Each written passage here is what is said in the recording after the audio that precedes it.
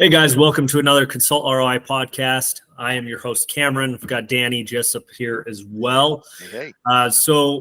If you haven't listened to this before, we are a podcast that just talks about the greatest return on investment, or what is the ROI, greatest return on investment in your life, whether that is financial, investing in family, investing in relationships, investing in all this. How can you maximize the return in all aspects of your life?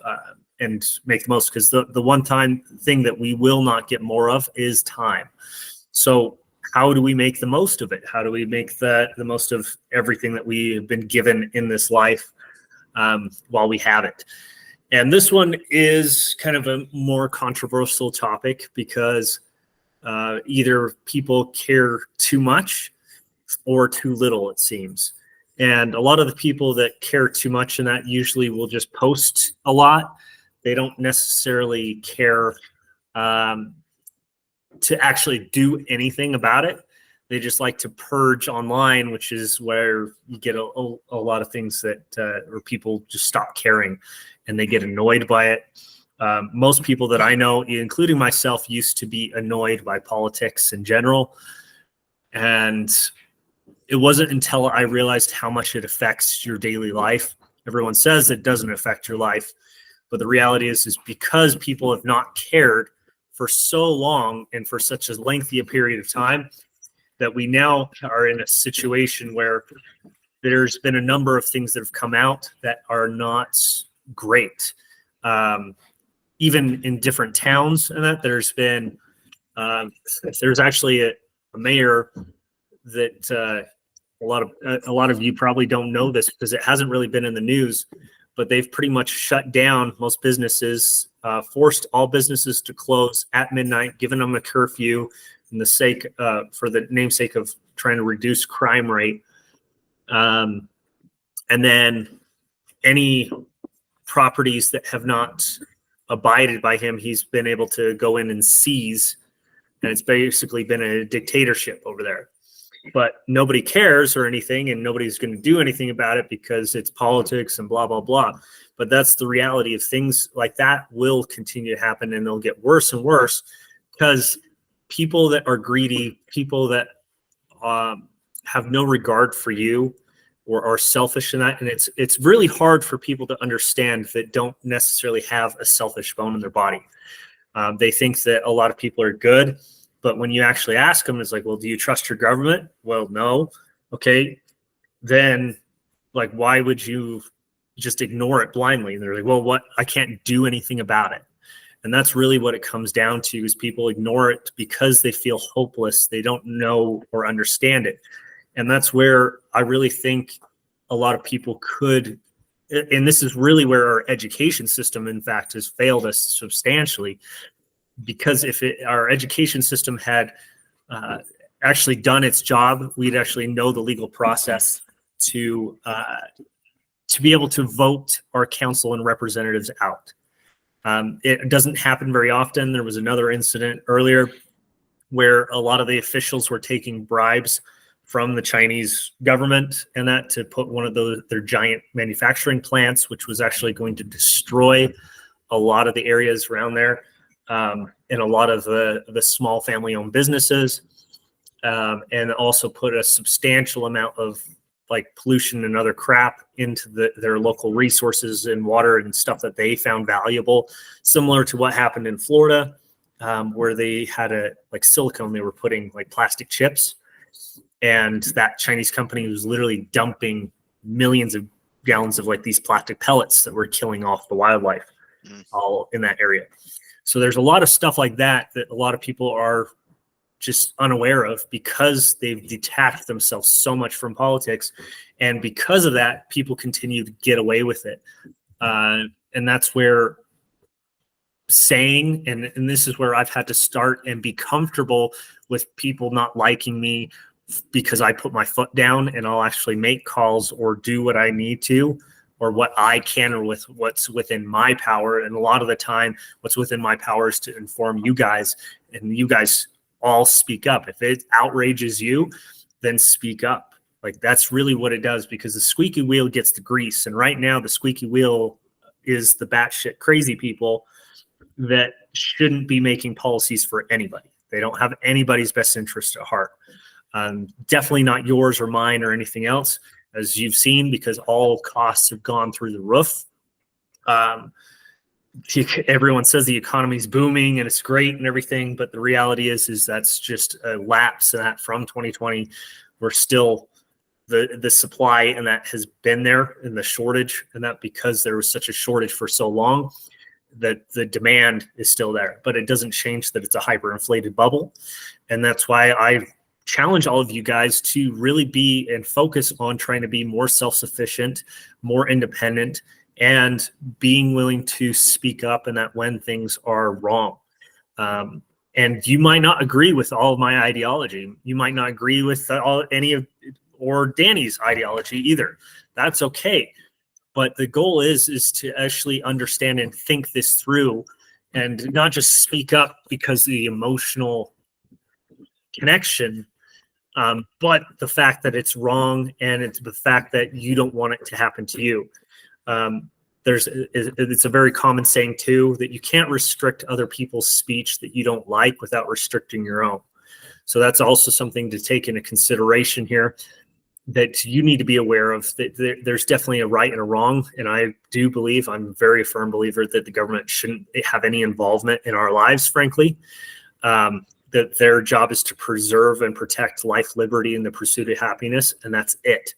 They have the right to give and allow people the opportunity for success and provide the environment and everything else to do that in, but they should not force things. They shouldn't shove really BS and racially dividing policies in place. They shouldn't force people to give up property, force people to pay for something that they didn't agree or vote on. Taxation without representation is massive right now. Like every single time that you'll see, even on your income taxes, your sales taxes that you're paying at the store, for everything else that you're paying, on average, every single one of you is paying over 60% of your freaking paycheck just in taxes. Again, between income tax, sales tax, inheritance tax, capital gains tax, and so on and so forth. It's nickeled and dimed, and little pennies here and there that they get you on, clear down to the ground. And if you don't speak up now, frankly, both you are going to have a really miserable retirement, just retirement in general. And on top of that, your kids will have a really abysmal future that they're going to grow into. Similar to what happened in the Great Depression, and where a lot of people had that struggled. Like they were working, $5 or literally for all day for just a hot meal half the time. I don't really think that any of us want to go back to any kind of those desperate times or have our kids go through that. And granted, trials do make us strong, but there's a reason too. If you look at any of our older generations, like Danny here could probably also speak to, like, if he thinks back to his great grandfather, every single one of those guys were extremely frugal and very disciplined because they grew up during that era. Oh, absolutely. Yeah. And that's because the banks did a lot of unethical things. They would put really unethical, sleazy mortgages out and policies that got away for way too long. And then as soon as the economy crashed, that was actually a result of them themselves causing it. In the banking institutions, they seized everybody's profit or properties and everything, and put these people on the street starving to death. And that was really quick realization. And that's where a lot of people, they don't put money in banks. They would literally roll it in cash and stuff it in cans and hide it, or sometimes bury it. And that's what my great grandfather at least used to do, just because he was so. My brothers remodeled my grandparents' old house and stuff. I mean, they were looking in every nook and cranny because they came from that era. And so, I mean, they were looking in the basement and the floor joists and stuff like that to see, like, if Grandpa had stuffed, things that he'd forgotten about there and stuff. So, yeah, real thing. Yeah. So you have to understand why that is. And I don't think anybody listening to this has probably experienced that kind of turmoil or that kind of strife, and that you've lived in a very upward economy for so long. And now that there's kind of a correction that's happening, right now it's actually hyperinflating, which is why it's continuing to go up. But if you look at economics, every 10 to 12 years, there's usually always a correction. Always a correction. Yeah, absolutely. In fact, talking with someone from Edward Jones recently, they said, if you kind of look at the overall stock market, out of 5 years, one of them's going to be down, and it's just done that since the Great Depression, and stuff. But then, yeah, you look at that 10 to 12 year landmark and stuff. I mean, you absolutely see that with the recession in 2008, and then it's time for some sort of it's a short-term memory and to realize what caused 2008, and they didn't even go through it half the time. Yeah, and how quickly we forget. I mean, that short-term memory is also a very real thing. I mean, look at everybody that's already forgotten how bad it was during COVID, of the lockdowns, the shutdowns, and everything else that you had to do. Well, I had and this is one thing that really irritated me, frankly, is because I had a lot of friends that they actually crushed it. They doubled their businesses, if not tripled their businesses during COVID. And so they assumed, because that was their reality, that the majority of people didn't suffer. The majority of people were fine. But if you look at your credit card balances before 2019 versus right now, I bet you money, 90% of you listening, all of those balances are higher. Every single one of them. Sure. That's just the reality, because your cost and everything are going up, and that's it's not. It's one of those things that, unfortunately, if you do not have financial discipline and you didn't have it then, chances are you still don't have it now, and it's something that needs to be prioritized regardless. So that's a side note, right? You need to do that, but at what point, again, are you caring too much about politics or not enough? And if you, or say, if anything, any of the stories that I just told you and that you weren't aware of, but you are aware of, the Epstein's list and everything, which, if you want to get into it, I really believe that he was an ambassador that just basically was given a full write-off to get as much blackmail as he could on a bunch of people, which is why they refused to, and they were just releasing these ridiculous, stupid redacted sheets.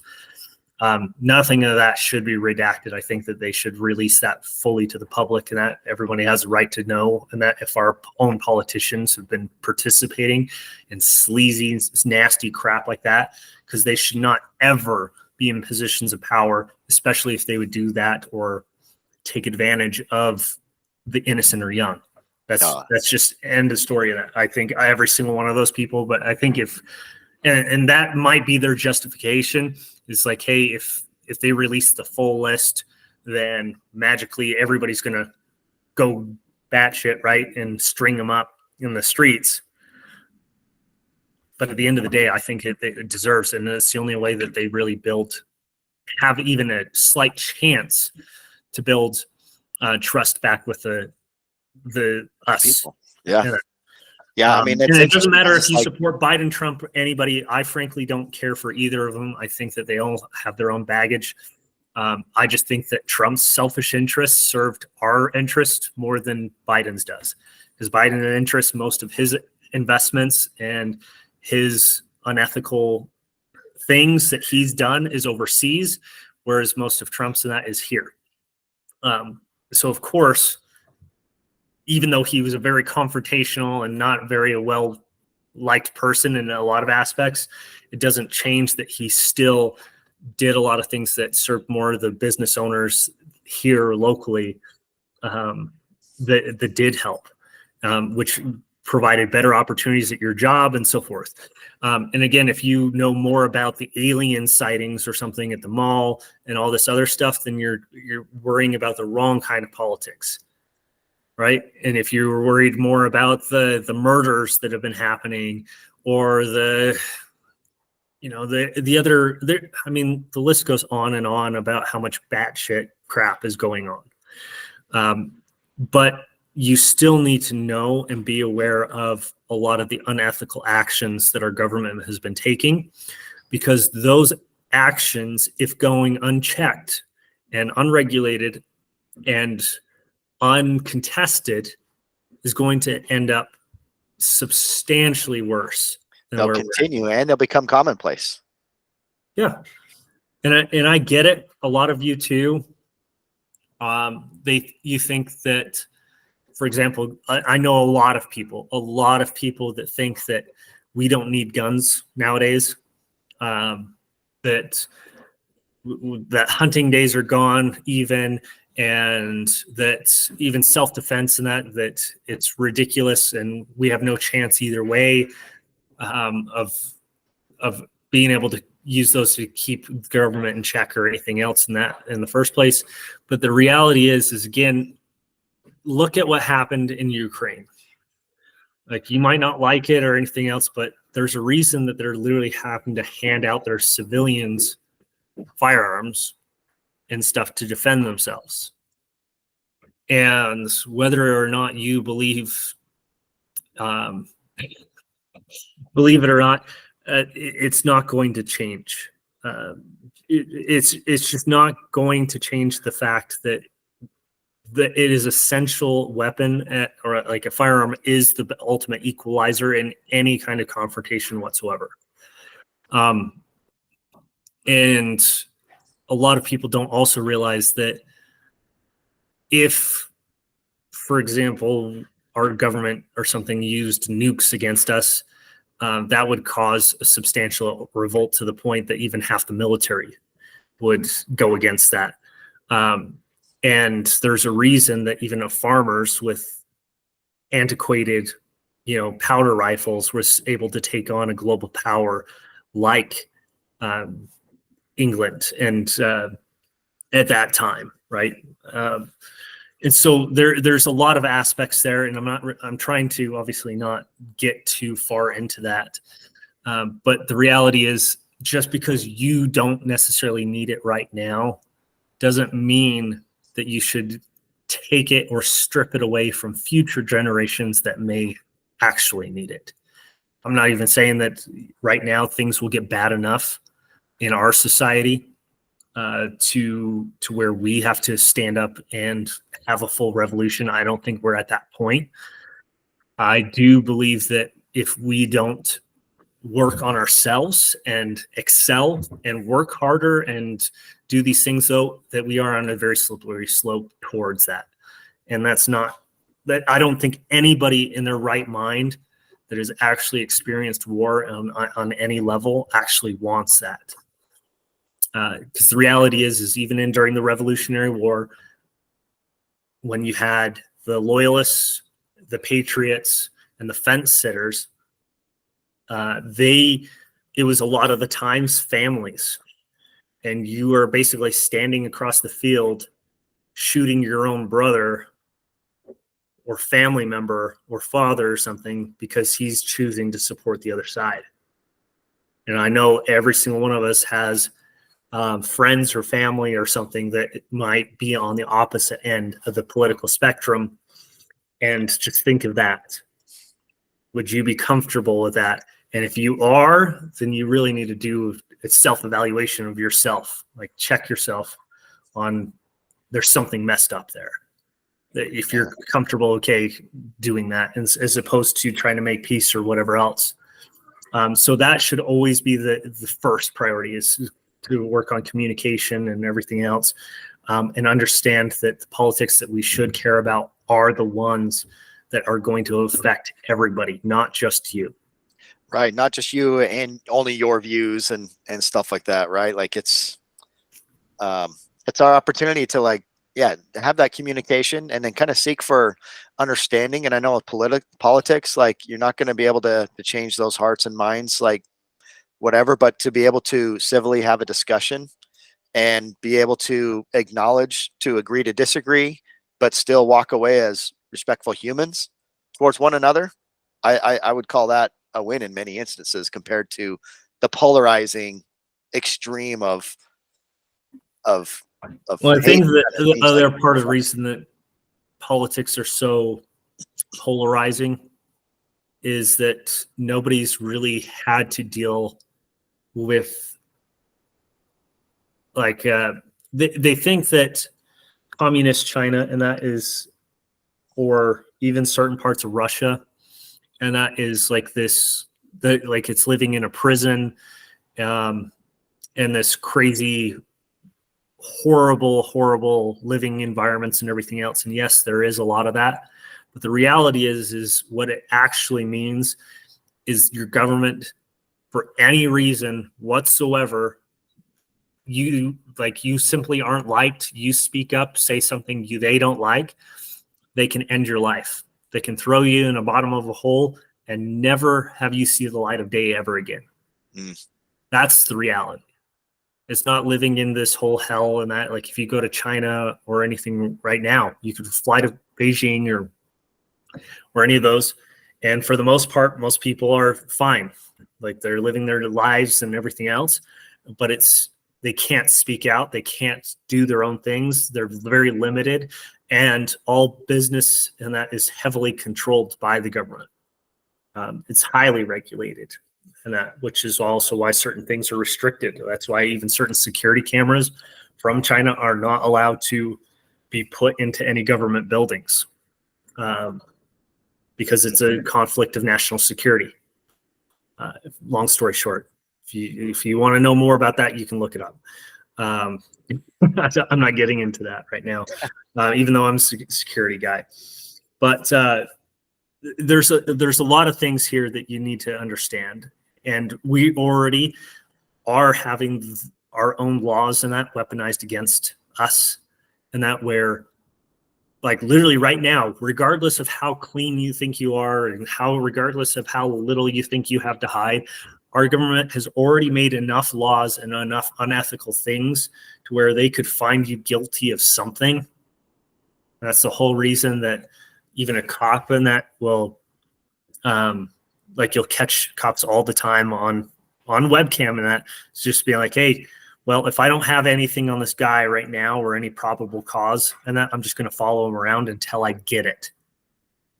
Because there's enough rules and regulations that are so loosely defined that they can step all over your freedoms and that and not care.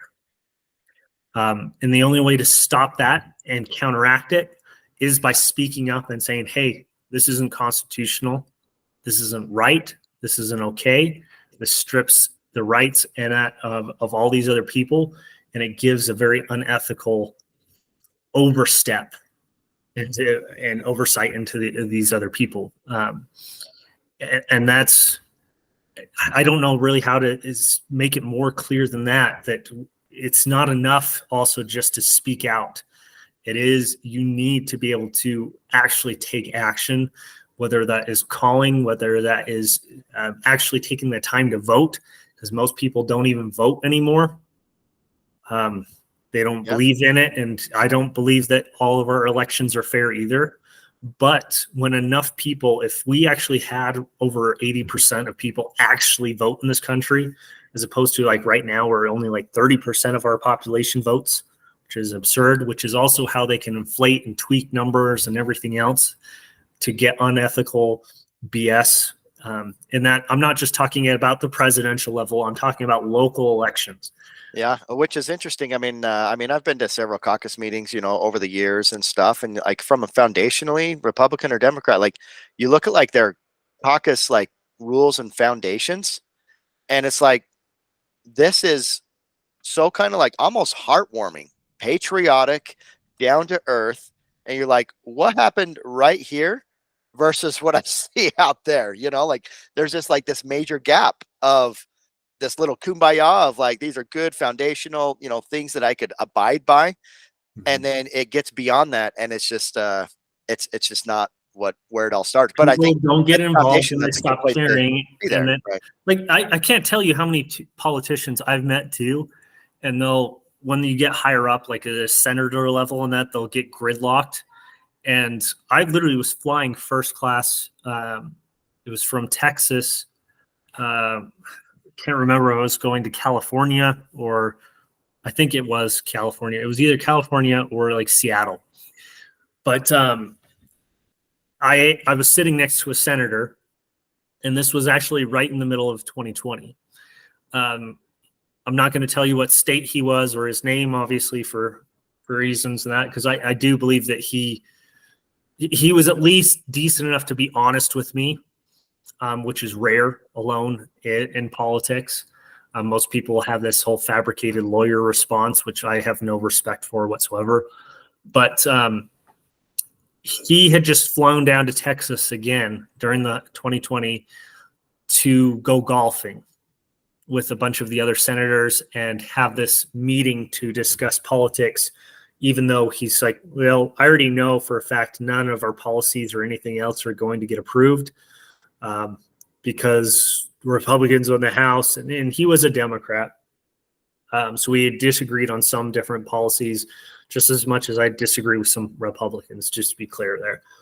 But it didn't change that it was crazy to me that literally that's what they were doing the entire time is just golfing and playing around and going to these elaborate taxpayer funded, I'll add, him going down to golf for the full week, staying in a 5-star resort, eating steak, $120 steak meals, private security for those events, everything else is all paid for. You think that it's bad in that with Biden on the beach or Trump at his golf resort and everything else. Do you have any idea how much it's done at your state level? Like, this is where being knowledgeable and understanding this and understanding that they're just blowing money for the sake of blowing money and for the sake of having that position. And if you have a representative in that position that is taking advantage of that is doing those things, they need to get kicked out because they no longer are serving you, the people, they're serving themselves. That is literally how you get career politicians. Yeah. Yeah. I mean, even on like a basic level, years ago, I worked in a restaurant supply company, and we delivered I don't know, it's like a sink or something to, I don't know, some government building downtown Salt Lake City. And we're bringing it out. We're like, where are you going to put this? They're like, oh, we don't need it now. We just had extra budget this year, so we're spending it so we don't lose that money, which I get budgets and everything like that. Businesses do that all the time. However, there's even like things like that because like, couldn't you why be penalized for managing a good budget? And you know what I mean? Well, I got to go and blow this entire budget and stuff or else I'm not going to get that money back. Why not kind of like flip the script on that just a little bit and be like, hey, I'm a good steward of these funds and things here. And I know that, just one example. Well, it's because they'll try to reduce the taxes, and that's why you end up paying literally $5,000 for a stupid coffee mug in the military. Yeah, right. A toilet seat or whatever those things. It is it's beyond. If you understood, like, this is something you can look up right now. What is the average cost to build a public tax-funded restroom? Just like one of those little public park restrooms and everything. If you did private party and really, like, for example, if you had hired my construction company back in the day, and this was a few years ago, it would have probably cost you around $75,000. Okay. It's a good chunk of money, but it's not unheard of.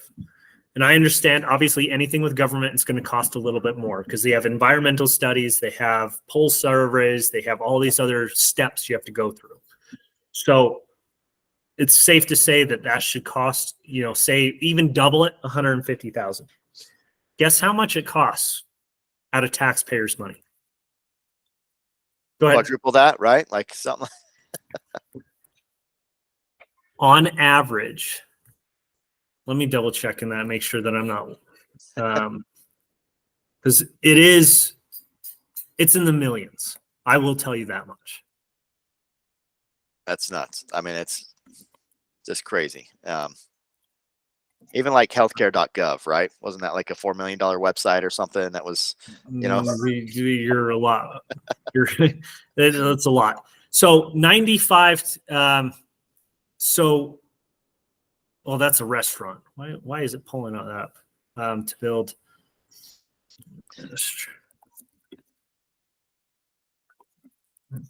But yeah, I mean, some of the things that like you're talking about earlier and stuff, it's like, sales guru Mike Weinberg always talks about, coach them up or coach them out. Right. And so same thing with like, your local, if you're not liking how things are going, a lot of people complain about the high density housing going on all over Utah and stuff like that. These things are approved on your local level, are they not? And so like, what does that look like? And like, if you think, maybe get in there and offer some suggestions or get in on one of the committees. Even you don't even have to be an elected official to volunteer for these committees and stuff like that too. If that's something that you wanted to have some say in and make some change, even from sorry, I just found part of it. So public restrooms, and that it shows that it only costs the company on average around $500,000, but it costs taxpayers around $20 million. And in fact, last year, New York City Public Park, each toilet that they put in was around $1 million. It makes no sense. Yeah. And they said that they're built in Oregon, so they're built at $185,000 plus install, plus transportation, plus all this other stuff that hikes it clear up and inflates it. And so that's when you see the unethical line items that will happen. And granted, I get it. There's a pain in the ass fee that a lot of us, like even some of the government contracts that we do, there's a pain in the ass fee because we have to go through all these extra steps. We have to go through all these extra security clearances. We have to go through all this other stuff. And that, like, for example, if we're going on the military base, there's all these other checks and everything else that we have to do, which almost quadruples the time that would normally take for that job, which is understandable. That's why it makes sense that sometimes it's double the cost. What doesn't make sense is when, again, they are literally just putting a ridiculous line item and stamping the approval. And this is the other thing too, is like how many, so this is the same thing, and this is off tangent, but it still applies, is understanding in your government, if there is conflict of interest. Like even here locally, we had people that were funneling city contracts to their personal companies. Extreme conflict of interest. And he was doing it at literally double some of what the bids that had come in. He was still giving it to his company. And the only reason he got slapped on the wrist for it is because he didn't follow due process and put it out for bid first before awarding it to his private company. Of course. Which is, again, BS. Another thing, a judge in Box Elder, absolute unethical piece of garbage. He gave himself a salary, voted for himself to get over a $400,000 a year salary plus bonuses. So, and actually, no, it was almost close to 600,000. And then they slapped him on the hand years later and said, hey, you need to adjust it to more realistic expectations, because he was getting paid more than even some of the Supreme Court judges. So they told him he had to get it down to a more realistic expectations around like 250, 280, something like that. But he had no fine to pay back, nothing. Wow. And he's still sitting judge. Like that's the kind of nonsense that I don't know how and why the city residents there haven't voted him out or anything else. But he gets away with all sorts of unethical crap all the time. Like if you go speeding through that area or town and that, even if you were not speeding, you were going under the speed limit, and they have no dash cam, no LiDAR report, no radar report, you might as well just face the fact that he's going to convict you regardless. Unless you have a lawyer, like a good lawyer that's going to call him out on unethical conflicts of interest. But the reality is they know that most people like me or you don't have enough voice for them to care about or consider a threat. And it is ridiculous that you should need a lawyer to keep your government honest or have any integrity. But this is, again, where caring more than you do right now is vital. Being able to vote in those and being willing to speak up, and like when you see your own officials and the people representing you is saying like, hey, this is not what I stand for. I'm not okay with this. And being willing to take action on that, that's great. Speaking out in the streets or anything, I think that just annoys people. I'm not saying to do that, but what I am saying to do is like to call a vote and to understand the laws in your area that you can use against them. Well, maybe against them, but protecting yourself, I think, right? Not just on this yes, it attack, is. whatever, but it's protecting yourself, your family, your future, your property, all that. Especially if you're stuff. falsely accused for anything, because yeah, absolutely. And it might be something a lot bigger than a stupid speeding ticket. Like that's what it was for me. Is like it was a stupid speeding ticket. Again, no LiDAR, no radar, no camera, no any supporting evidence. And still, even when I fought it and said, he's a lying sack of nonsense, and that I was on cruise control of this speed. I don't know what you saw or anything else. But again, not a whole lot you can do about it. But they will throw you in jail if you don't pay it, even if it's not right or ethical.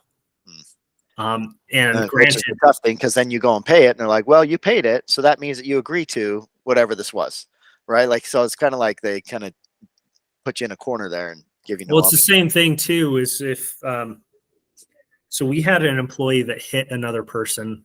They didn't hit. The person cut him off. They slammed on their brakes and barely, not even bumped the bumper on the other person's car. So there wasn't even a scratch on the vehicle. Months later, I get a notice in the mail that our deductible's been exceeded, which is $2 million. And we're like, what the hell is this? And they're like, yeah, well, this person had trauma and PTSD, and they had all these back injuries and all this other stuff as a result of this accident. And I was like, there wasn't even a scratch on the vehicle. Like, I have pictures and everything else. Who on earth would ever do that? They're like, well, either way, we're raising your premium, and it's just easier for us to pay than fighting it in court. Yeah, and that's the thing. So we had to suffer for that unethical accident. Exactly. I don't know if you ever listened to the podcast with Josh Powell and horrible family situation, the story and everything there. But throughout the reporting and digging into the podcast, get everything, he reached out to people who Josh Powell had made claims against their insurance for a similar tiny little fender bender. And these people were just deer in the headlights like, are you kidding me? Like, my insurance paid that on my behalf? And they had no clue this had even happened. But it was just this little tiny right turn kind of bump, like exactly what you described there, basically. And it was just all this stuff that Josh Powell had claimed against these insurances, and needed treatment, massage, and everything else, and physical therapy. And they're like, it wasn't even a thing. And anyway, yeah, that's kind of crap just happens. Like, it's unbelievable. Yeah, those are the ambulance chasers, and those are the unethical buggers and that. But it's the same thing that your government does in a lot of aspects.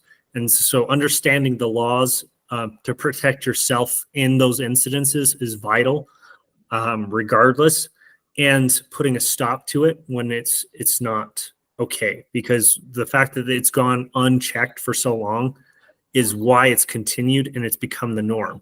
And that is where common understanding law, I know there's an actual proper terminology for it, but in case law, it's basically whatever has happened in the past should continue to happen moving forward.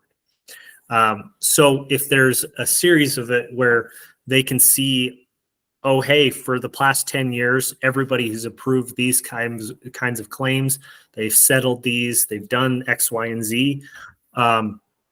And it's just the norm. That becomes the standard law or case law moving forward for anything forward from that or anything associated with that.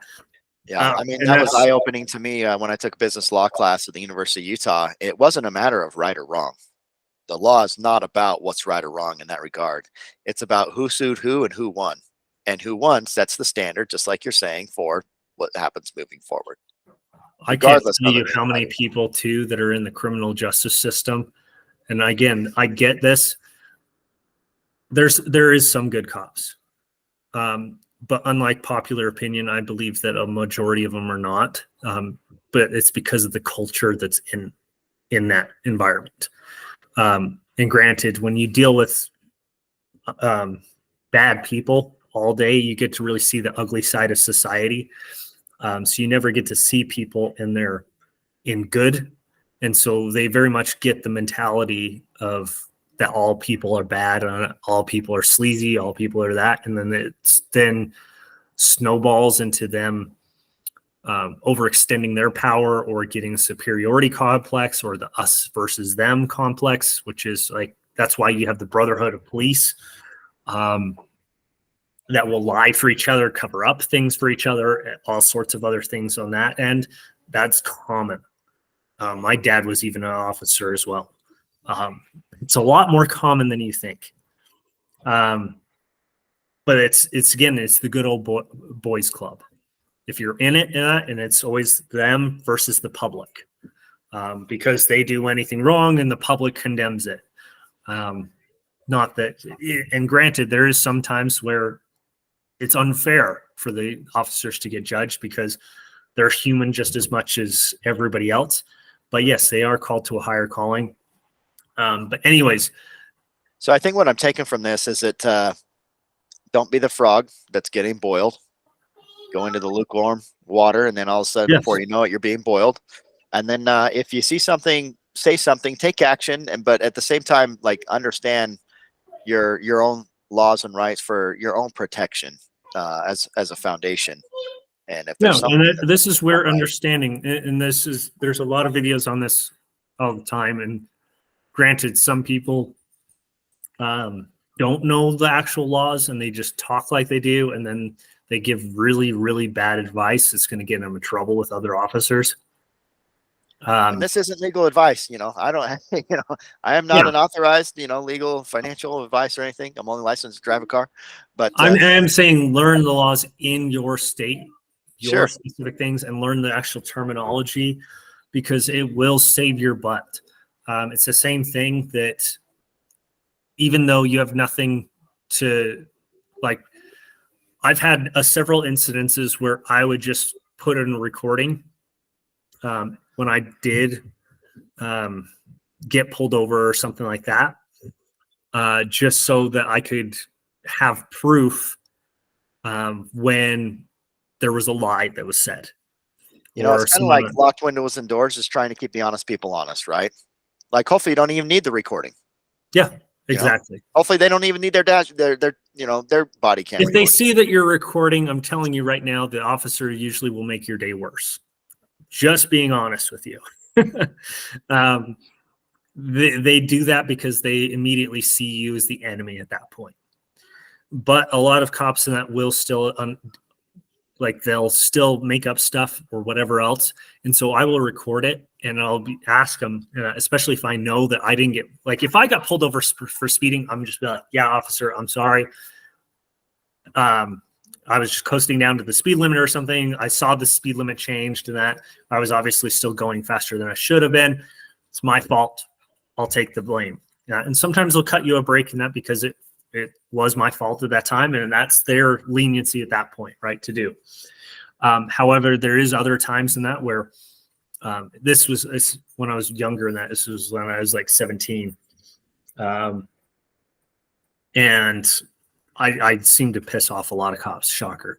I'm here thinking, I'm like, how often do you meet with the police? When I was 17, I probably got 18. Probably 18 violations in 1 year. Wow. So there would more than one a month. Yeah, it was, especially anytime I had to drive out of state for work. I almost planned on it every single time. And there was a couple of them that I absolutely fully deserved. Like obviously when, like, again, when you're passing between Miller or like Nephi to St. George and that landless stretch of nothing. Yeah. There was a couple times where there's nothing again for 50 plus miles, and there's a one cop hiding behind a sagebrush, and you happen to be going 120. Not a fun citation. No, that happens every day, I'm sure. Yeah, but then there's other things in that because, for example, that 120 miles per hour in a 75 is basically instant revoking of your license. And so they can see that if they pull your plates. So they'll look for any reason whatsoever to pull you over at that point. Even if you're not speeding, you're not doing anything. So there was a very bad practice for a long time where the people would just run your plates and then find a reason. And so I had to get into that habit where I'd actually record the thing. It's like, okay, why did you pull me over? Oh, you had a taillight out. No, I didn't. We'll go back here and do that.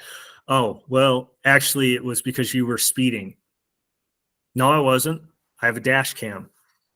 And that's another thing. Having a dash cam will save your butt, especially if you're being honest and you're getting caught in that situation.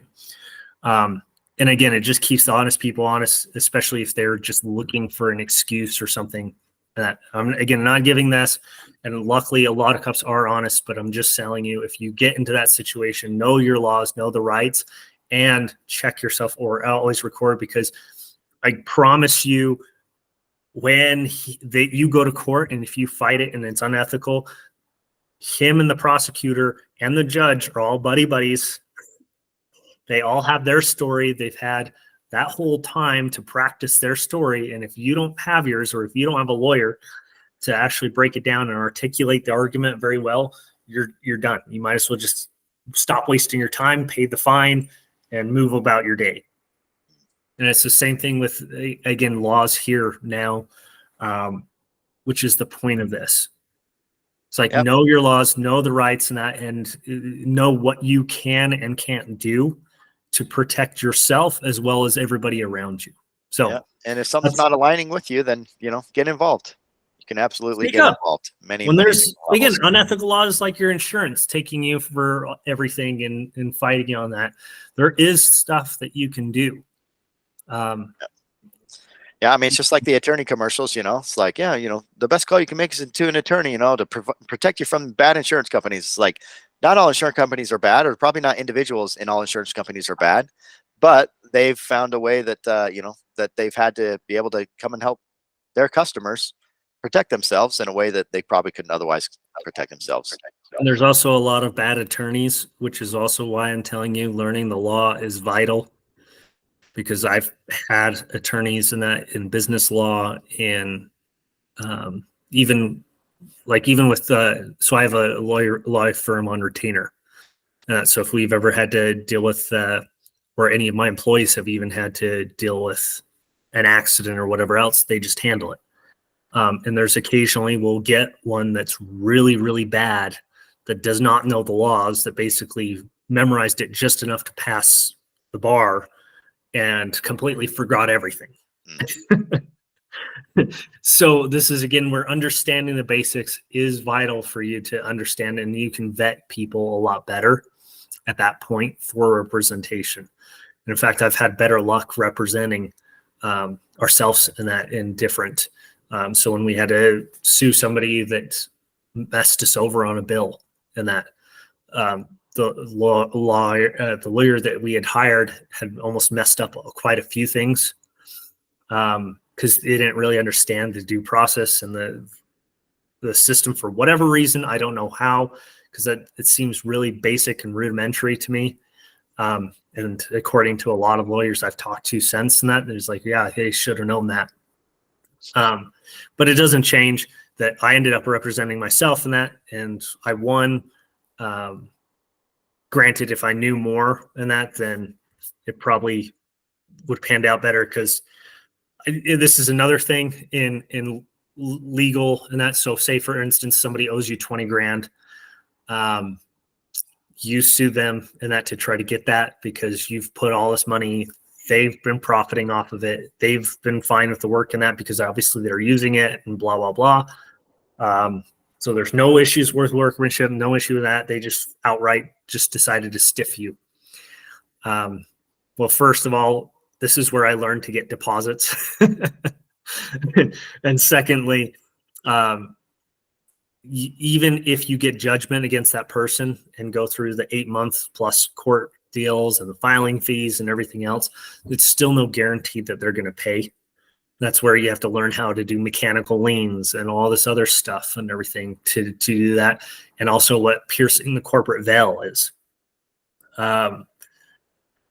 And that's just basically to go after that person because there is, unfortunately, there is not, luckily this has only happened once in our entire year of business or entire time of business. But there was a company that basically he would start up a new company, ring up all this debt and everything else under it, and then dissolve the company and disappear. And so he would never pay anybody, take all the funds and disappear. And then start a new one and do the same thing over and over again and being sleazy.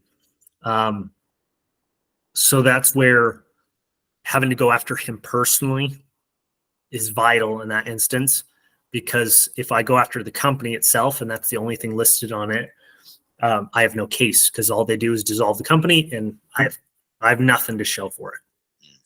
So again, we can go about this all day, but at the end of the day, again, learn the laws, learn to protect yourself. And again, this is not just in politics and common policy, but for yourself, your business, your livelihood, and even understanding, again, when you can and cannot use force to defend yourself or family. There was incidences where, again, somebody did a home invasion and I can't remember if it was a lady or a guy that ended up stabbing the robber as he turned to run away, and he tried to argue that he was already running out when it happened, despite the fact that he'd have broken into their home and tried to hurt them in the first place. Yeah. But that robber ended up suing them and winning and taking that person's house. Unbelievable. Yeah. It's not right. It's not moral just or anything. So, but understanding those laws and everything and having a lawyer before you open your mouth and condemn yourself is vital. Because if you say, well, yeah, I stabbed him in the back and everything as he's running away, you're done. You just, instead of actually being like, hey, no, I was afraid for my life. I was trying to protect this. And I basically was just doing everything I could to get them out of the house. Yeah. It's a whole different case at that point. So understanding that, even that sense, I'm not saying, and I already know there's going to be somebody that will misconstrue that and say, oh, now he's telling us to justify being a homicidal maniac or something. No, that's not what I'm saying. I'm saying that even when you do the right thing, you need to understand the limits and statutes of limitation to where you don't, again, put yourself in a very bad situation. Heaven forbid you're even in that situation in the first place. Yeah, absolutely. No, so, yeah. Anyway, anything you would like to add? No, just for that rant. Kind of be aware, that situational awareness and stuff. And then, just get involved. If it's on a local level, there are things that you can do to educate yourself, to volunteer at, to get involved. And, just, from a foundational aspect of protecting yourself for your own knowledge and awareness, and then, maybe take it from there. What type of, connections or networking and things like that can you have in the community to, learn the difference that you can make, and then apply the things that you learn and go from there, just to create the world around you that you see as one that you could be proud of living in every day. Absolutely. I get it. Nobody really wants to ever be involved. There's a reason that most of you guys don't really like politics. But that is where the saying of knowledge with knowledge comes power. And with knowledge also comes hope and clarity. So as you get knowledge and hope and clarity in different aspects, and that is really where you can, it's no longer scary or annoying or anything else. It's just a simple problem that you can help solve, and literally truly make a huge impact. Because I do believe that, honestly, our government and people needs more people that have no intent on being